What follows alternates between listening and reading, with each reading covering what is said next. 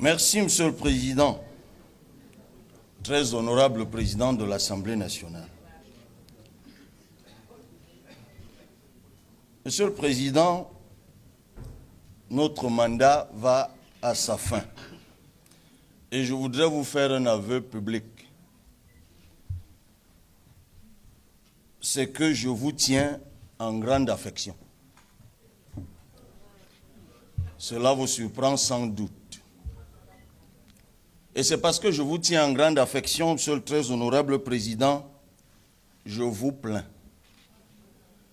Parce que le premier d'entre nous qui incarne la plus vieille institution constitutionnelle au Cameroun, c'est vous. Et le premier d'entre nous qui est tant méprisé par le gouvernement, c'est encore vous. Et je crains même que vous soyez dangereusement cerné. Parce que dans les mêmes conditions que vient de décrire l'honorable Joshua aussi, nous au PCRN, nous avons déposé des amendements l'an dernier. Et d'ailleurs, une bonne partie d'entre eux ont été examinés et même adoptés en commission. Cette année, dans les mêmes conditions, nous avons déposé des amendements et à votre secrétariat et au secrétariat du secrétaire général, ils ont disparu. Ma première question est, dans quel bénétariat d'Ongoaekele ils ont été jetés? Avec un peu de chance, nous allons faire emballer nos propres beignets avec. Monsieur le ministre des Finances, quel est au juste l'objectif stratégique du budget du Cameroun en 2025?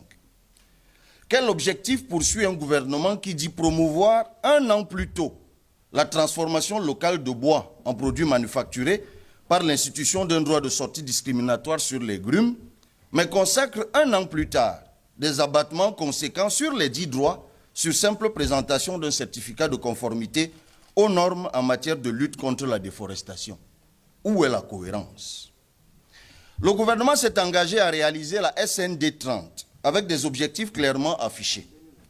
Le scénario de la vision prévoyait un taux de croissance moyen de 6,6% pour la période 2021-2025. Pourtant, vous n'ambitionnez qu'un taux de croissance de 4,1% en 2025. C'est récurrent depuis ces derniers exercices. Alors, la SND est toujours 30, ou alors elle a glissé à 40, 50 ou à jamais. La vérité, Monsieur le ministre, est que le PIB par habitant du Cameroun stagne curieusement, depuis que vous avez des visions, DSE, planures.